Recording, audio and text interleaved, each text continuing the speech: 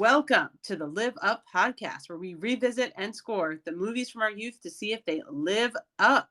So we will review, discuss, and score the movie in question and see whether it lives up to us now as adults and whether it lives up to the intended audience, which in this case is definitely small children. I'm Jess Latterman. And I'm Amanda Treat. Today's movie made us all ask, are there really that many songs about rainbows?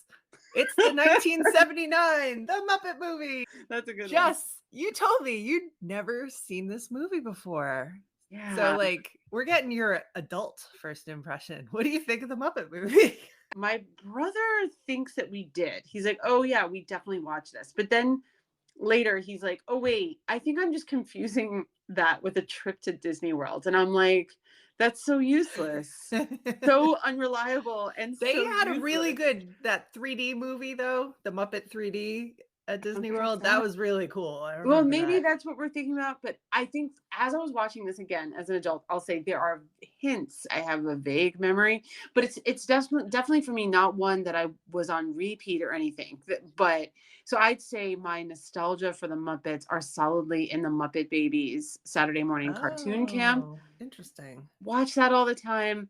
Didn't watch this movie that much. But obviously I'm familiar with the Muppets. So I watched this with my kids and I was like a little worried that the last time this happened, that this would be a Rudolph the Red-Nosed Reindeer situation where it's a movie that you love and I watched the first time and I'm like, oh God.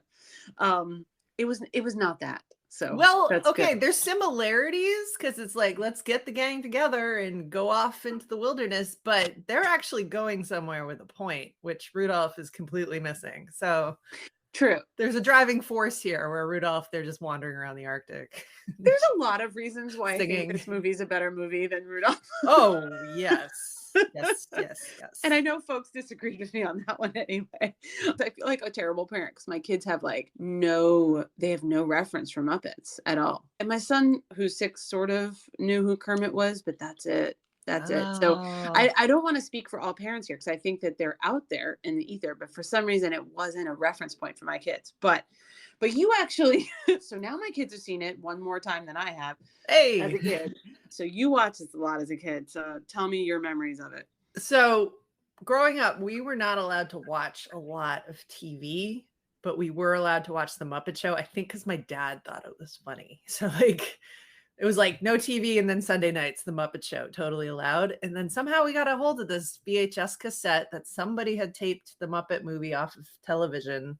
We might have taped it. I forget how we came across this, but it was missing the entire first half of the movie. So I am very familiar with the second half of the movie, starting with funny. Yeah, I know all the songs from the second half. I know all the dialogue and the plot lines.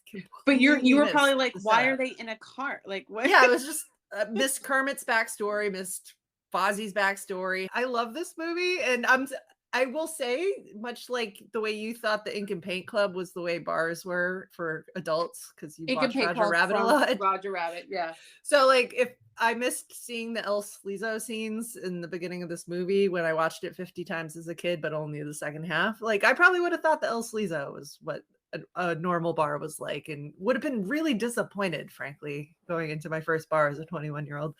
It's so funny because as I was watching, and I think it was towards the beginning of the movie when Kermit goes in there, and I had the thought, it kind of reminded me of the Ink and Paint Club from Roger Rabbit, because it's just ridiculous. And even at the end where someone gets tossed out, it almost looked like the same scene. I was expecting a lot more people to get thrown through windows and out of doors at bars. That doesn't happen on my childhood movies. I've only seen it happen once, and it was spectacular, but... It's kind of funny when you think about the fact that there are children's movies from a while ago. I don't think this would happen anymore, where significant scenes happen in bars. There's bar violence, and there's bar violence. Yeah, that things escalate to the point that someone gets thrown through a window. Yes. Yeah, it's kind of funny. So, Jess, you give great plot summaries. Do you want to remind our listeners what the Muppet Movie is about?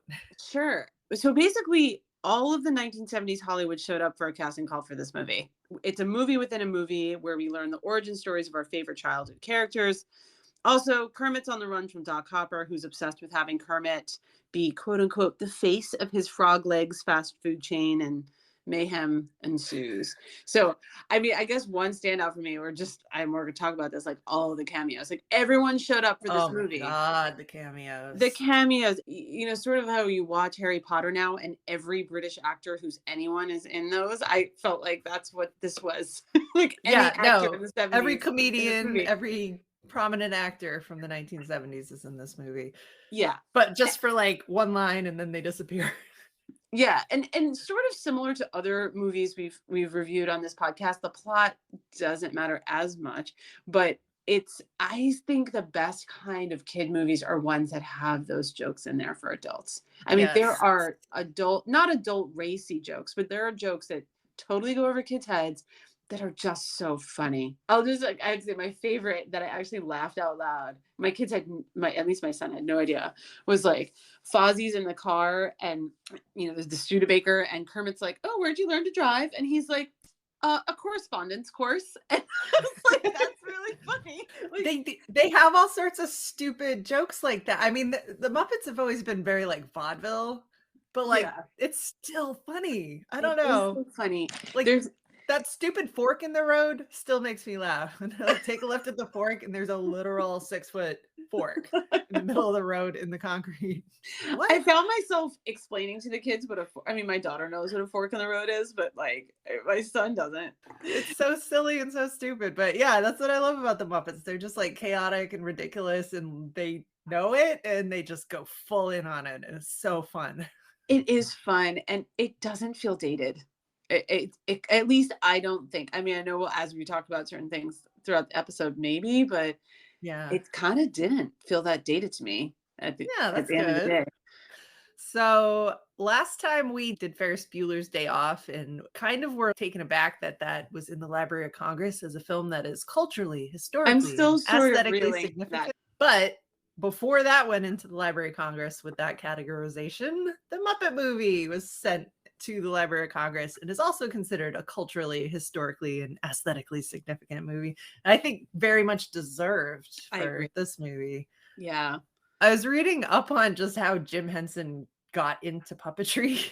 When he was 17, he went to a local TV station, asked them for a job, and they said, "No, we don't have anything for you."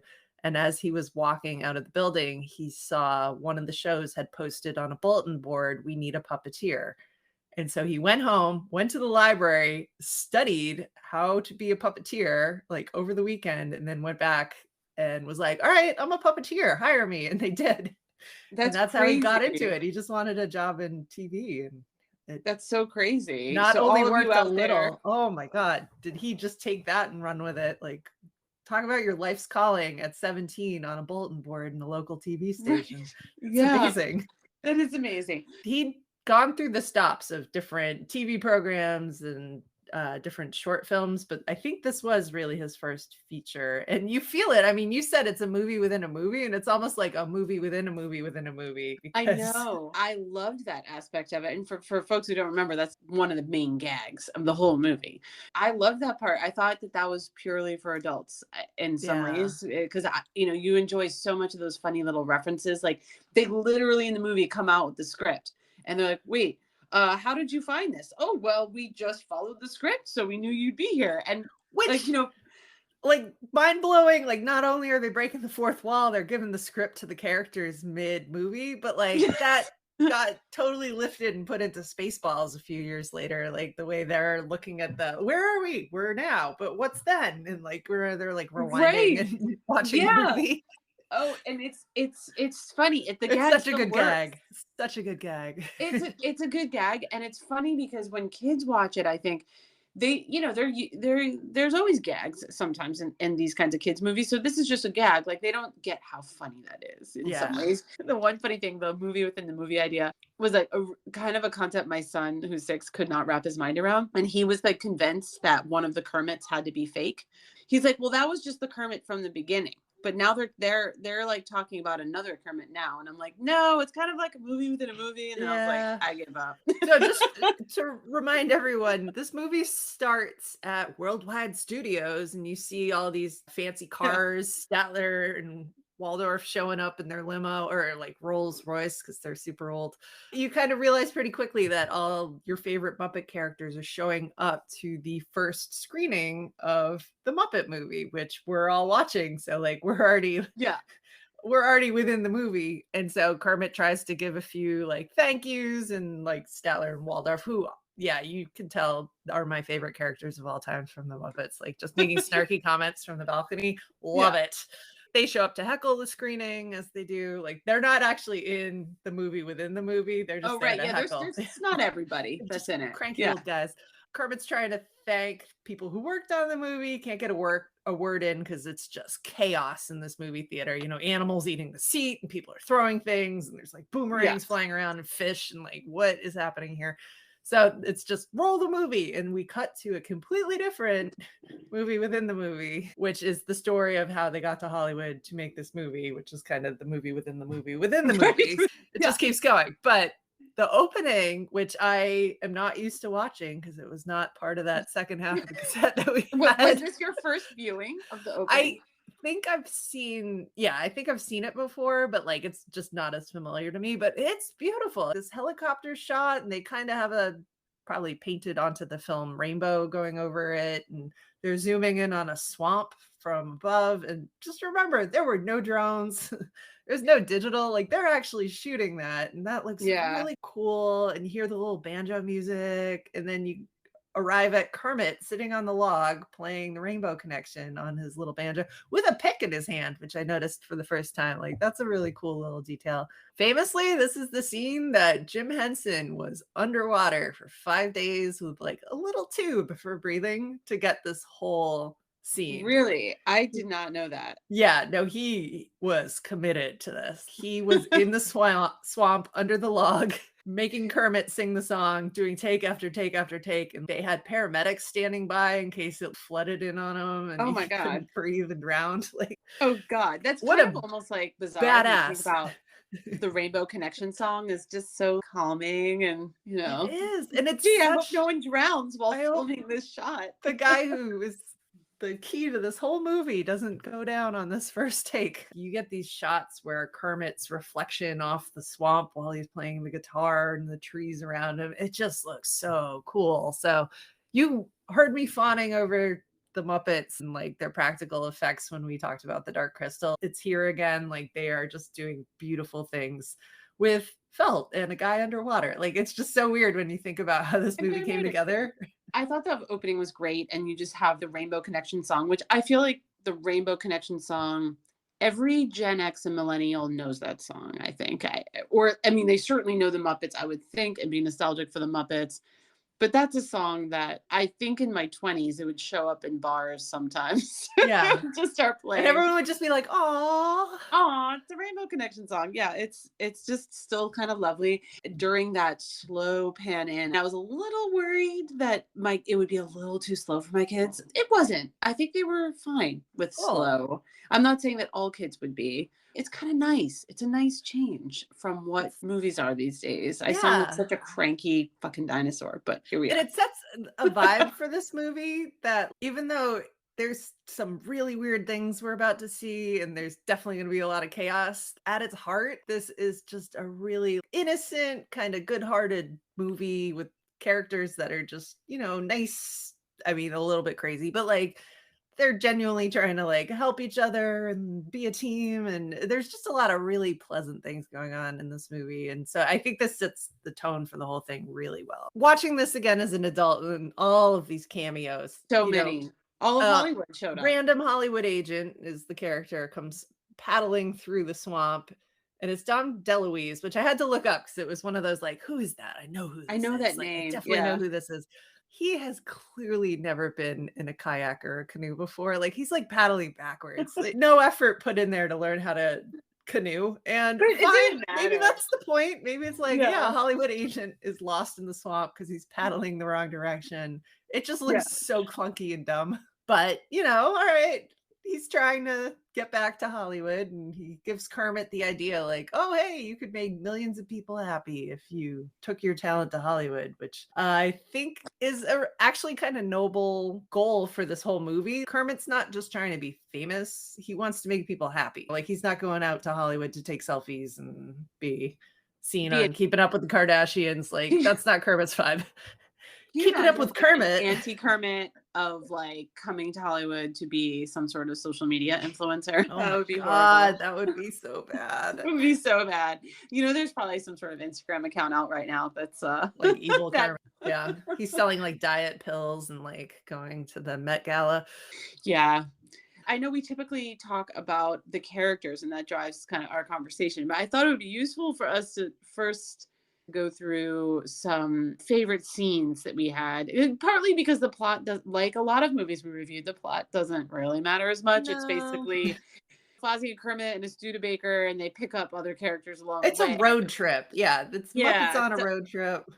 Yeah, very Odyssey, but with Muppets. You don't even meet Miss Piggy till like almost halfway through the movie. I laughed so much at the scene where Kermit and Miss Piggy go on a date. That is my favorite thing. Best in this movie. Scene. Yeah, set up the scene for us. Nonsensical. Amanda. Well, just a reminder, this is meant to be the origin stories for all of these different Muppets who'd been on the Muppet Show for however long it was broadcast before this movie came out. And you know, so it's just assumed like Kermit and Miss Piggy have always been a thing, but this is their first date, apparently. Right.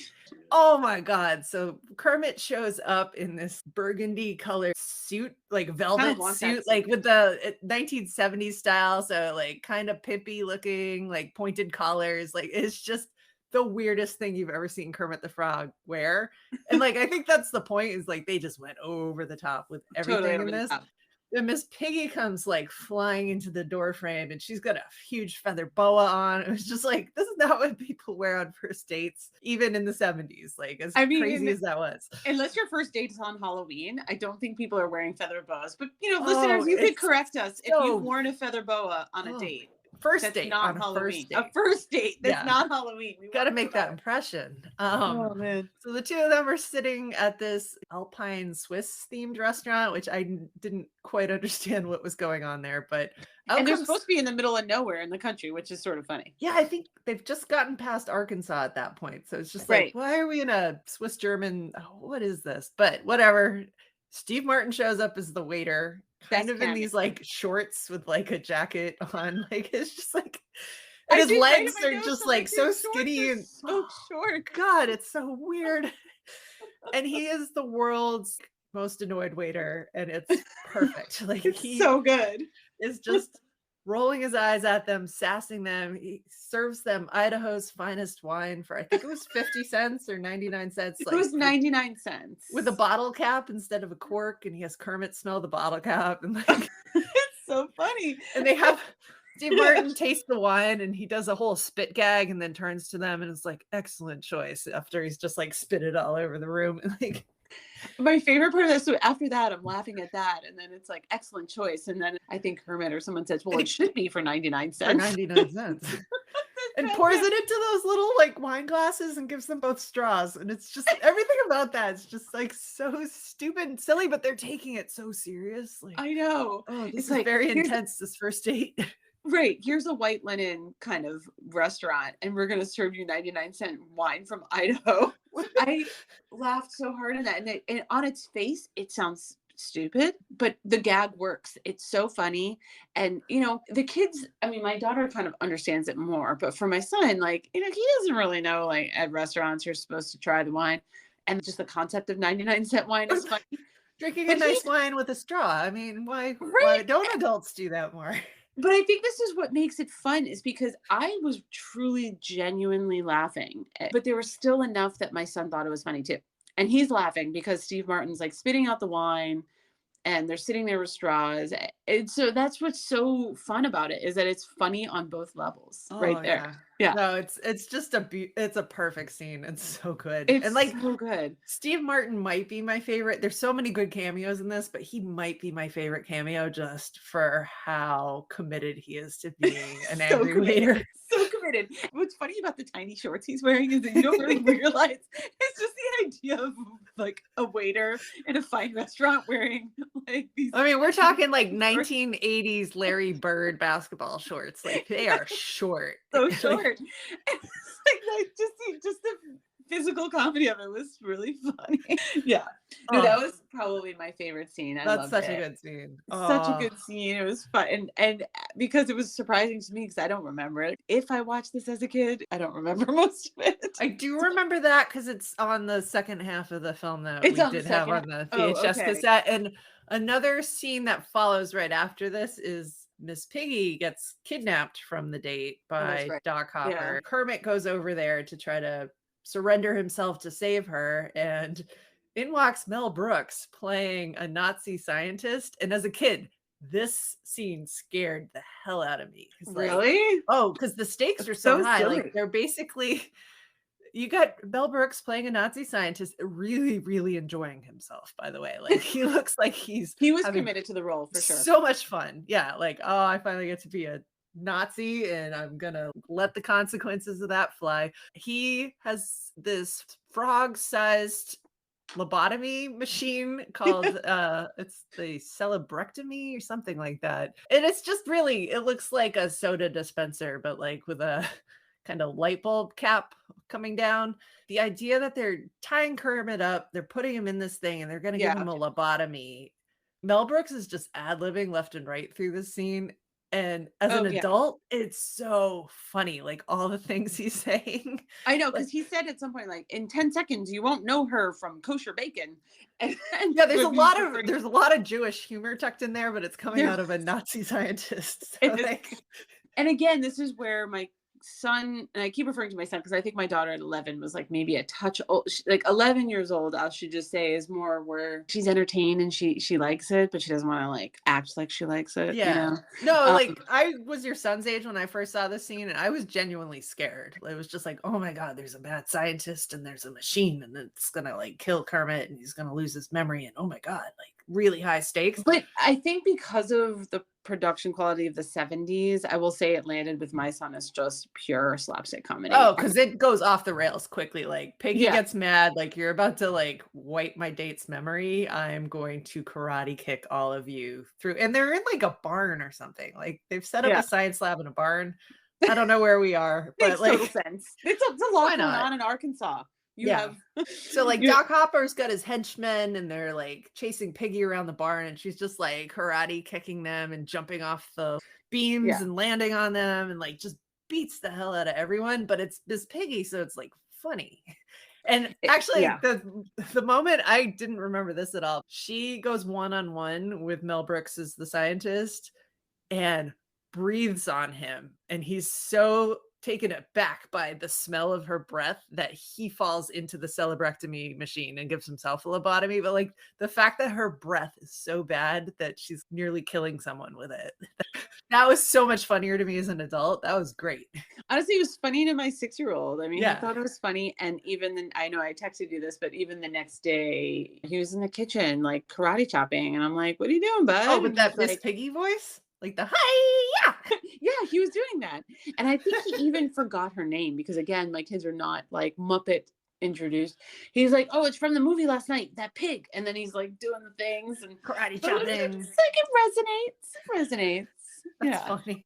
Yeah. I mean, maybe he's just pro violence. I don't know. Every Yeah. frog restaurant has a posse of guys with like rifles to chase a frog across the country. Yeah. I also just generally the whole idea of a Frog Legs restaurant being behind this. And we haven't really talked about Doc Hopper that much because they want to make Kermit the face of Yeah, he this restaurant chain. I seems mean, like a good spokesman because you get to see Doc Hopper's commercials, like his local television network commercials that he's making really cheaply, and he's in a stupid frog costume and the whole thing.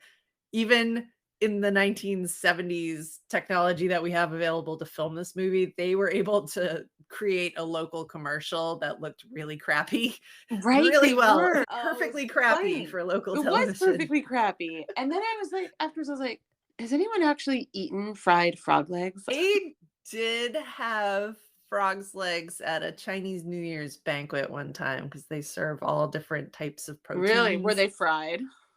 I think so, and like breaded maybe. But I remember this is my friend Denise's father loves to just tell me to eat something, and it's when you ask him what it Does he is, he's tell you like, I'll after what tell it you is? after. Just try it. I'll tell you later. And it's always, different intestines or jellyfish, this and that, and weird things. But like the frog legs, yeah, they didn't have any particular taste because they were fried and breaded and whatever. After he told me what it was, I had the Rainbow Connection in my head the rest of the night. And you're I like, oh no, I'm was like, eating oh, Kermit. I didn't want to eat that. Not Oh no. Kermit. No. But just the idea though of a fried frog legs restaurant is just, it's a Like little that's all far-fetched. they do. That's so That's all weird. they do. It's so silly and low stakes enough that it's not, I don't know, there's not, this is a good thing that it's not intense. Sure, Doc Hopper's after Kermit, like the whole low stakes part of it is sort of part of the fun. Doc Hopper approaches him, and after he's been dancing with Fozzie Bear in a bar, Oh, that's and right, of course. uh, Origin stories happen Doc in the bar. Hopper asks him to be the spokesman for a solid 500 per year to be the Mhm. spokesman, Oh, which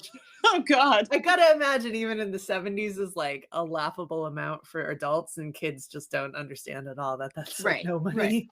But Kermit turns to him and just goes, millions of frogs on tiny crutches, which isn't even the stakes when you think about it. But I Kermit gets know. immediately like, I'd be selling out my own if I agree to this. No, that's appalling. I'm not doing it. And then we set up this, I think you called it a Roadrunner style chase across the country. Like Pretty much. Kermit's just Yeah. trying to go to Hollywood to make people happy. And Doc Right. Hopper is chasing him the whole way. And Doc Hopper shows up everywhere, every time he's always like right behind them. All our description so far sounds like it could be stupid, but it kind of isn't. It's kind of still funny because It's because of the low stakes, it's still fun. there aren't really plot holes here because like it's all just Right. nonsense. But the fact that Doc Hopper could chase Kermit across the country on the exact same roads, like with no GPS and no, Still like they show up can't everywhere he is. Google the end destination and find out the quickest route. Like I they're know. using like paper maps and turning I at know. the fork in the road. There's no way that you could follow someone entirely across the country at that stage. But yeah, he's always there. It's relentless. Right. He's always there, but he's there just enough, I think, to keep kids entertained. I sort of kept thinking of this that if you made this, I know that there's modern day Muppet movies, but if you remade this movie today, they'd probably like add some stupid intensity to it or something. Oh my God. Like Yes. there's just fun stakes. I also just like the ode to old Hollywood. There's a lot of old Hollywood references. There's some Casablanca references with Miss Piggy. I think you noted the ghost town, the Western ghost town, which Oh, looks like that scene's fun. Wait, we were talking about fun, awesome scenes. They go to have a showdown in this abandoned ghost town somewhere near Hollywood, apparently. And Kermit's got his little boots on, and it's got spurs, and we're meeting at high noon. But right. in the background, you've got Dr. Bunsen Honeydew and Beaker just camping out in this town. And when they come rolling in and run into them, it's just like, what are you two doing here? And Dr. Bunsen Honeydew's like, oh, we're here to perfect useful inventions, and then proceed to show the most useless inventions, like their musical singing rain barrel. It's just like, what are you doing? Yeah, they're just doing so crazy polite about experiments it. out in the desert.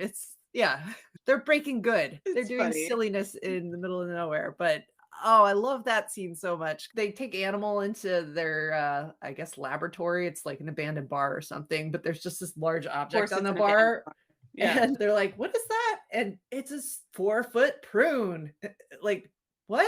What is going on in here? And they're just like making things big and then shrinking them back down. And it's just like, just nonsense going on there. Like, it's supposed to be very serious, but knowing these two characters are just blowing stuff up in the background is I know. just so funny. I love that. I need to confess, like, Doc Hopper is the ultimate villain in this movie. And I think until way too late, probably adulthood, I thought that the actor Dennis Hopper, that was him. That Did you I really? got Doc They Hopper kind and of look Dennis Hopper. alike. It's so close and they kind of look similar. They So kind of do. by the time I saw Speed with Dennis Hopper, it was just like, oh, he's lost a little weight. Good for him, Like, That's I funny. genuinely thought that was Dennis Hopper playing Doc Hopper. Oh, that's funny. I mean, they kind of look alike. I mean, he's a villain, but he's like a silly villain. He's not. Yeah. All right, he's actually not just randomly being like violent and awful. He's purposely being violent and awful. and has Nazi scientist friends. I don't know. So yeah, so those were definitely some notable scenes. And we've talked a lot about Kermit, but just to switch back to characters, I think Kermit was completely, he's still timeless. I mean, I think you know that anyway for those who remember watching this stuff in any form as kids, but now seeing this all the way back from 1979, which is the year before I was born, it's still timeless to watch again. Yeah. He's still great. And it's I've not dated. I don't find heard Kermit to be dated. Yeah, I've heard Jim Henson was describing all of the Muppets, but Kermit especially, he wants them to be understood as like they're kind of innocent and their flaws that they're kind of naive, but they're very hopeful Yeah, and they can even be inspiring, but they are naive, so they do a lot of stupid things.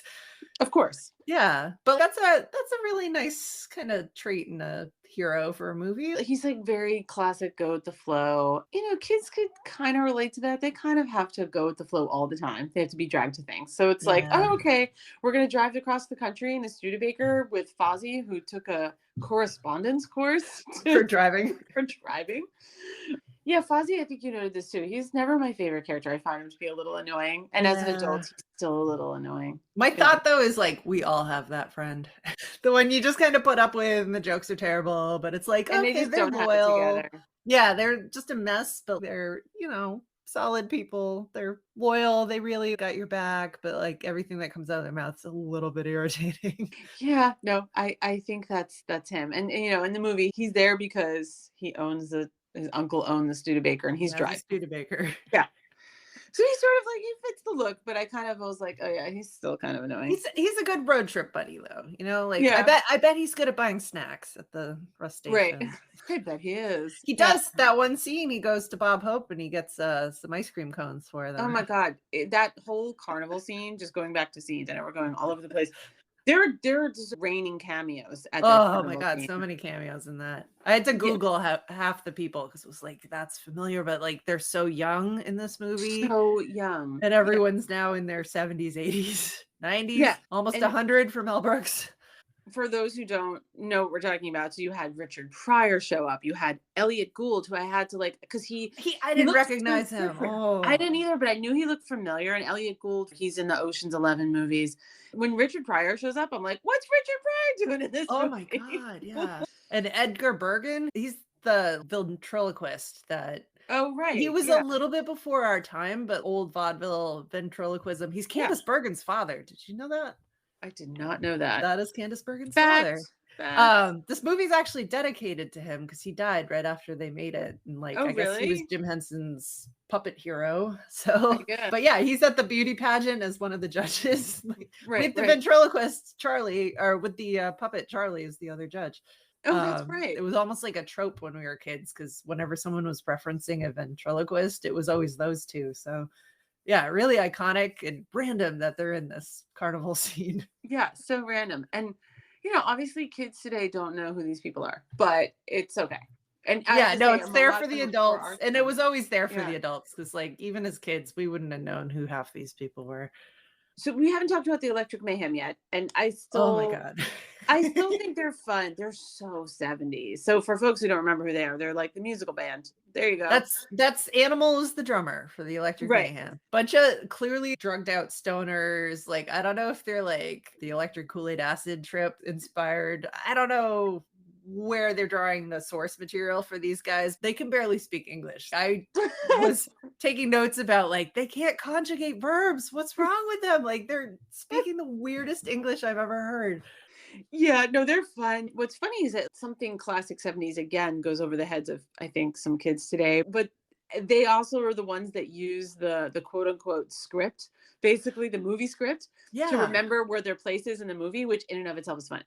Yeah, Like, the fact that they're just on this whole other level and not because of the drugs, but like the fact that they can break the fourth wall. I mean, Kermit breaks the fourth wall, and I think a bunch of the characters do, but they break the fourth wall. They have the script to the movies. I guess we're just sitting around waiting for like bad stuff to happen, and then they swoop in like Deus Ex Machina, but with a crazy tour bus. Did you notice they have a photo of Big Bird on their tour bus? I did notice that.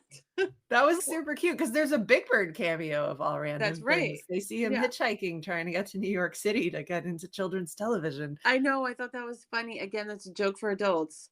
but yet kids will recognize who Big Bird is. So that was Yeah, fun. just, "Oh, hey, I know him."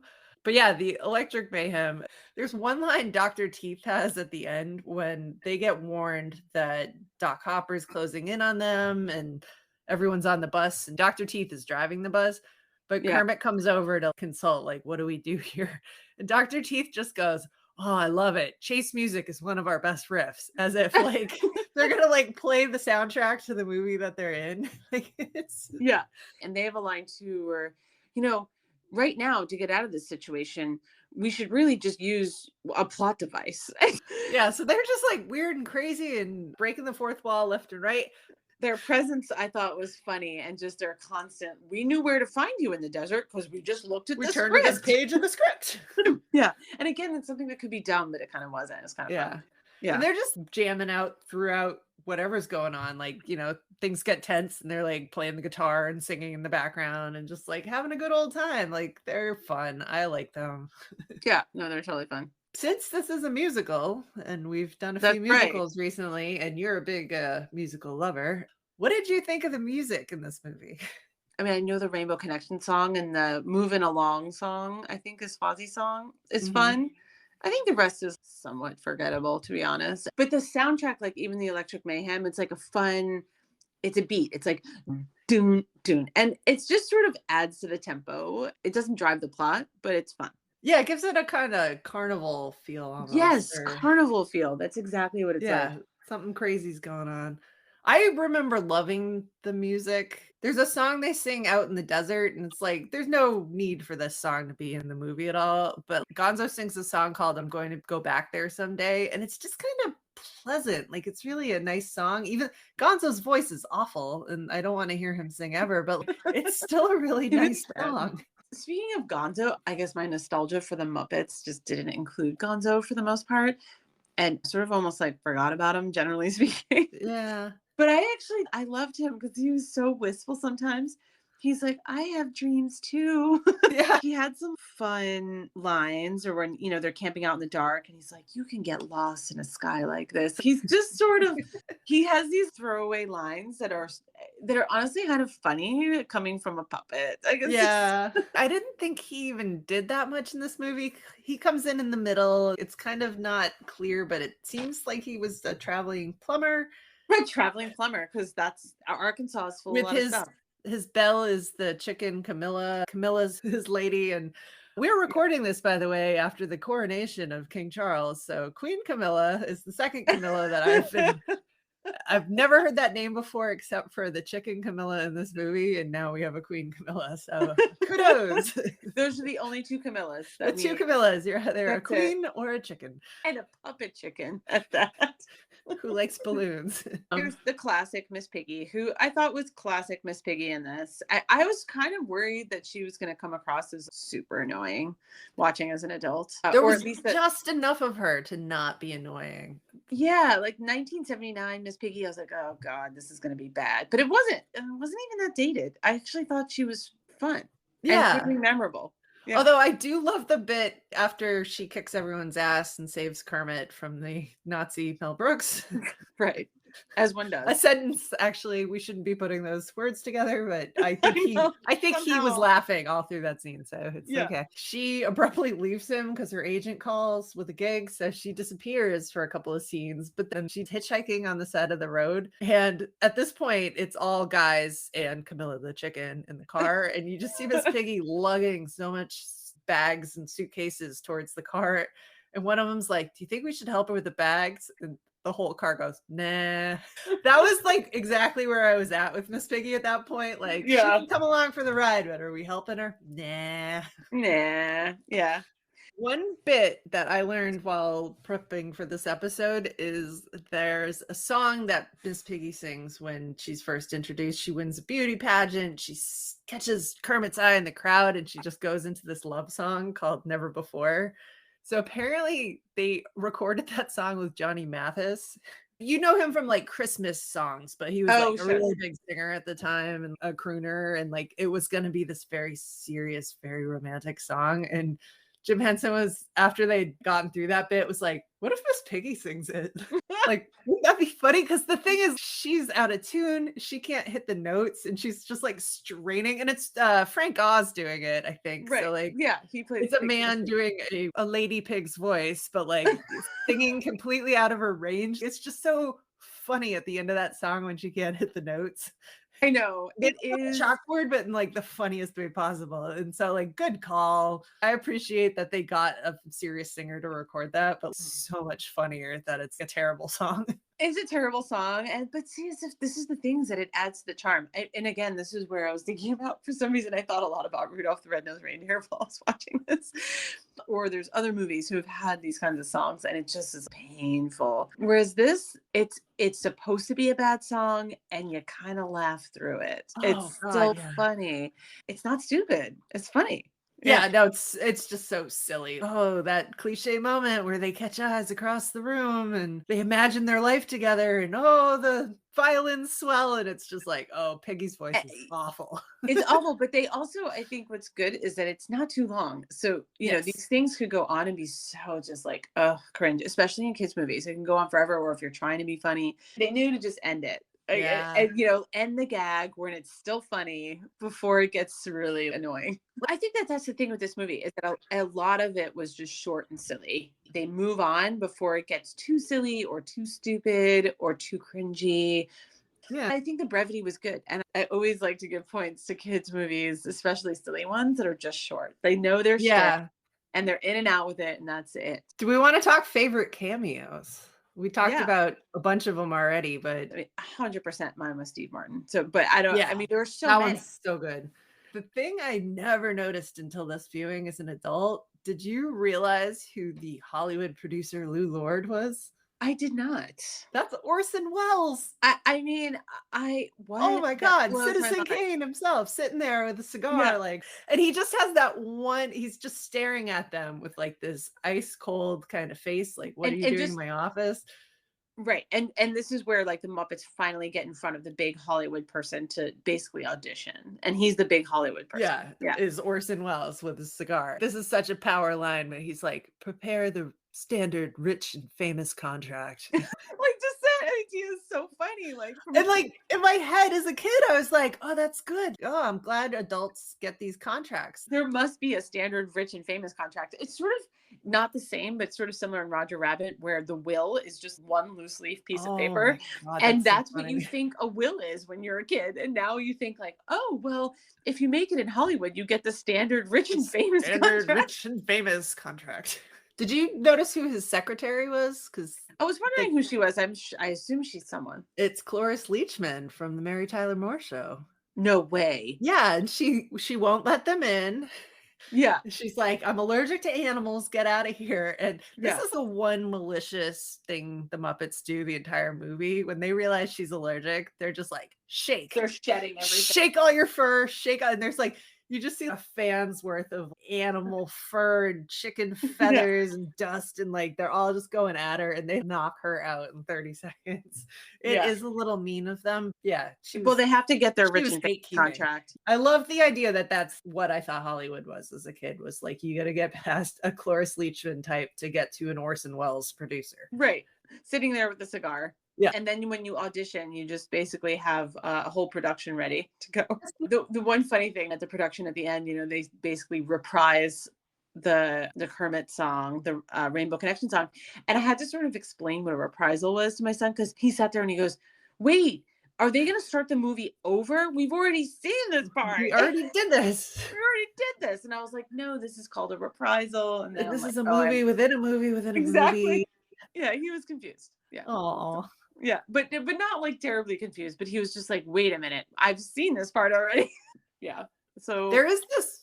I've not seen it in a while, but there's this theory, or someone wrote a whole piece on it, how modern day workplaces are like the Muppet shows, in that you have people who are like order Muppets, which order Muppets are the ones who kind of bring a driving force and some calm to the whole thing. So your Kermit, your Sam the Eagle, probably Ralph the dog is kind of a order Muppet.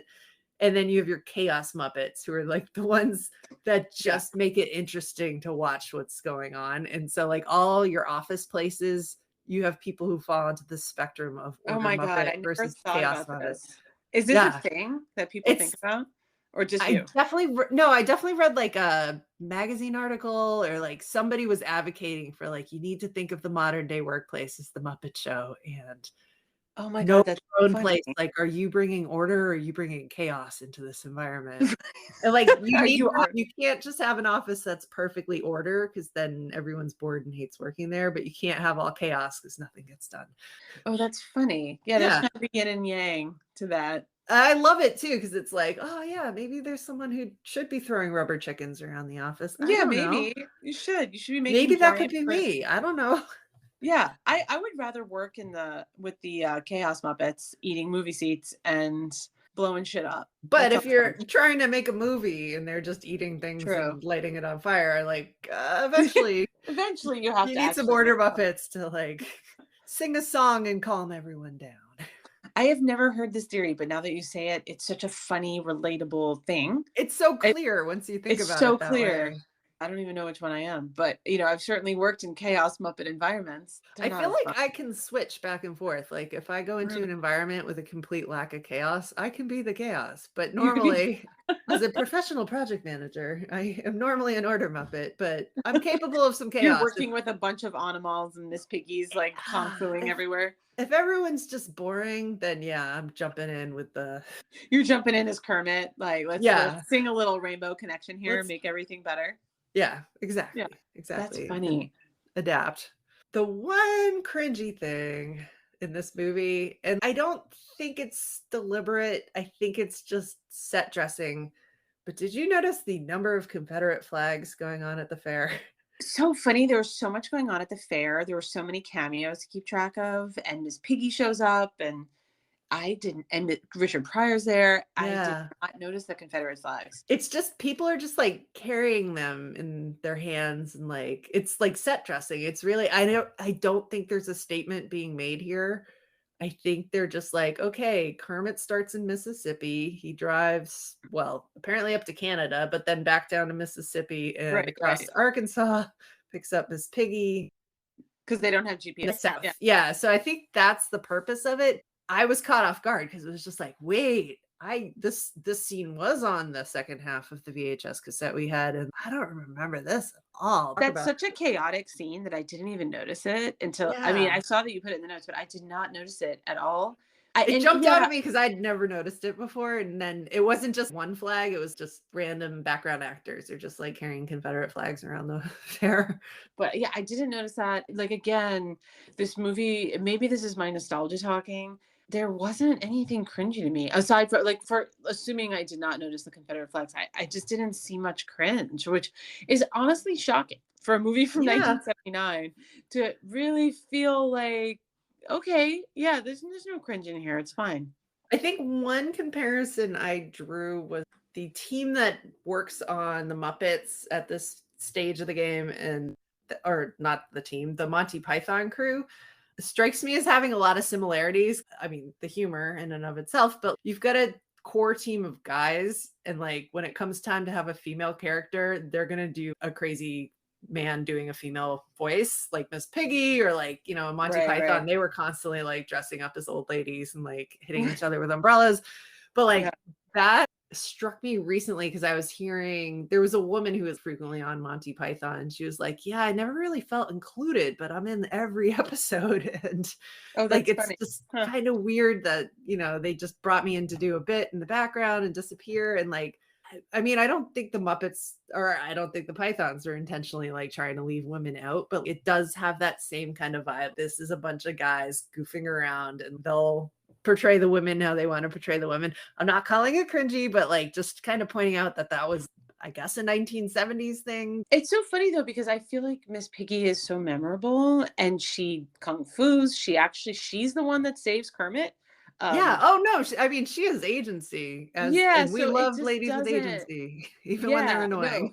no, right. Even though the only like women are a chicken and Miss Piggy, it's And Janice in the Electric Mayhem. They have that oh yeah, one and Janice, of female. course. Is she How the could I bass forget her? player? I forget what she plays, but or she's just there for style points. I don't know. Uh, they're not just window dressing in my mind. They actually I mean, have. they're Muppets. I'm definitely not That's making a true. They're all statement about Muppets. like the Muppets don't have gender. relationship of genders and man versus women in the 1970s. Like, Yeah. no, they're like Camilla's literally a chicken. Like And Gonzo is we don't know. Kermit So described him as like kind of a turkey. I guess, A but little like, like a turkey. yeah, I don't even know what He's he is. not though. A turkey who's a plumber. It doesn't make sense. Yeah. The Seth Meyers show, I think it's only online. I don't think they aired this. They did a shot of what Gonzo's genitalia looks like, and it was like a human nose. That's And amazing. the second you see it, you're just like, oh God. Like I mean, he does have a dick on his face. That's what it looks like. It's essentially what Gonzo is. And they didn't do any gags with it, but I remember on the show, or I think in the Muppet Christmas Carol, like if he gets hit really hard in the nose, there's kind of that implied like you just got kicked in the crotch reaction. It's a little inappropriate, but I don't think the kids fully get it, and the adults are laughing their asses off. So like, Right. Again, this is where it's fun because Yeah. there's stuff there for adults and it's over the heads of kids. But even if it's not over the heads of kids, it's fine. I do love at the end. So we've wrapped up the attempt to film the movie where they blow the hole in the studio and a rainbow comes in, and then you hit the end and back out of that movie into the movie theater where we're doing the screening, and Sweetums does his final burst through the movie screen. I knew I'd catch up with you guys. Oh, that's right. Kind Yeah. of ties them together really nicely. Like that was kind of a fun ending. But they do the closing credits over kind of everyone going around the room and shaking hands and congratulating each other. But then you get Animal breaking the fourth wall again and just yelling at you, the viewer, like, go home. Like, Oh, yeah. the movie's over. Go home. And that also totally got ripped off by Ferris Bueller a few years later. I mean, I don't know if they remember where they got it from, but that's the first time I can think of like them breaking the fourth wall and doing a stinger scene. And so that was super funny to me. Also, everything Animal does is just funny. I mean, It is. And it could be stupid, but it's not. he saves the day in the end. Like That's eats true. those giant whatever pills they were giving to the prune. The Alice in Wonderland pills. Yeah, And like he blows a hole through the roof of the bar in the desert and scares off the bad guys, and we're able to like get on with the movie. He's the one who saves the day ultimately, like not Kermit's talking and not anything else anyone's doing. Sort of fitting for a Muppet movie to have Yeah. the complete chaos agent come in at the end. Oh yeah, it's like we're gonna give you a really tender moment, and like the music kind of calms down, and we're really being thoughtful, and you think the bad guy's about to change his mind, and nope, we're gonna have Animal just explode through the building and scare the hell out of everyone. Animal definitely resonated with Isaac, with my son, for sure. Yeah, He liked him. What are any closing thoughts for the movie? I think this movie is like very genuinely conveying how Jim Henson felt about his whole life. He was a 17-year-old who learned how to be a puppeteer to get a job at a local TV station and took it so far beyond what anyone had ever done. And then is making this movie where it's just about like, hey, take a shot at your dreams and share it with your friends, and such feel-good stuff that I think would be really cheesy with a lot of other movies, but because it's so silly and chaotic that like it doesn't feel heavy-handed and doesn't feel preachy. It just feels good, honestly. It's a feel-good movie. It has really nice things to say and good lessons, but also hides it behind explosions and rubber chickens and feathers and chaos. I like it. My closing thought is similar in that it's definitely feels timeless. It has the dual humor track where there's fun stuff for kids, or at least young kids. There's funny things for adults. It's somewhat old-fashioned, but not dated, which I think is a really tricky line. One thing for the adults out there, especially if you're going to watch this with kids, I mean, like it's old fashioned, maybe watch it with an old fashioned. I mean, it's still a solidly drink recommendations. Or you can watch it be with the best Idaho wine that you can get a hold of with a straw. I would watch while drinking. Drink it Yeah. with a glass of wine and a straw. I think that's an appropriate cocktail. That's my closing thought. Drink it with a glass of wine and a straw. I would feel so silly doing that. Now I absolutely want to do that. I want to get Yeah, out another glass of 100%. wine and a straw and watch this all over again. Just get the bottle, stick a straw in. Stick the straw in the bottle. Yeah. Yeah, so I think let's move on to the ratings. So for those not familiar, so we're going to rate it from 1 to 10, 1 being garbage, 10 being Princess Bride. We will first rate it for our adults viewing as adults, and then we'll rate it again for what we think the intended audience which should be rated for. So adult rating 1 to So 10. normally I go first, but because I had seen this movie a lot and this was your first viewing, I am really interested I know in. you're really worried that I'm gonna like torpedo this Oh via yeah, I'm Rudolph. expecting like a I 0.5. I actually rated it a 7 for adults. 'Cause Nice. I think that it's such a hard thing to do to make a kid movie genuinely funny for adults and have an old movie kind of still work and not be cheesy. So I gave it a 7. I mean, it's not like the top tier. No, I'm not but gonna watch it by myself over and over again, but it was definitely enjoyable. Yeah. awesome. Yeah. So did I disappoint you, Amanda? I am I've lightened up my harsh delightfully rating. surprised that you actually gave a rating that I think, yeah, I'm pretty close to there as well. I'm gonna give this an 8. Like you were saying, this is timeless. Rewatching it as an adult, even though I'd seen it a bunch of times as a kid, there was all sorts of new things I was discovering or things I was appreciating. Even the knowledge of who Orson Welles is Yeah. something I did not have as a kid. And so that's extra funny to me. The whole date scene is just so good. So good. So yeah, I really enjoyed rewatching this. Although now I'm sad I didn't rewatch it with a straw in a glass of wine. I Next feel time. I'm docking myself 2 points because I missed the opportunity to watch it with Idaho's finest wine. Idaho's finest. Don't spit it out like Steve Martin. So that's a 15. That's not bad. That's pretty good Yeah. for us for adult rating. So the next rating, how we think it lives up to the intended audience, which I would say is not just kids, but younger kids. This is appropriate for preschoolers, kindergartners. They're just not going to get all the jokes.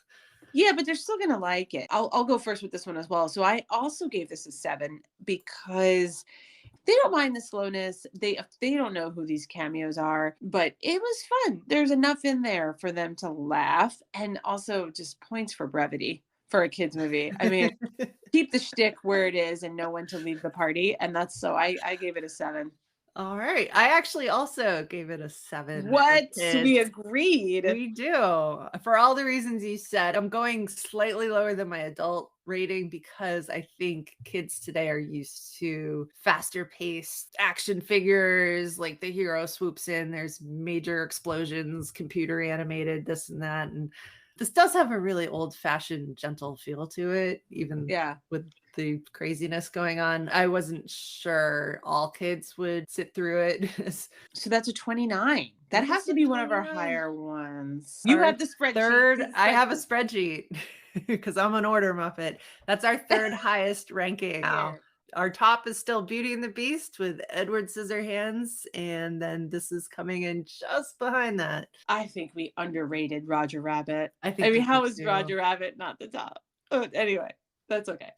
For another day. For another day. Another day. Despite being the third highest ranking that we have given out of 11 movies that we've done so far, I think we've given away the game here, but we both have to agree whether this lives up.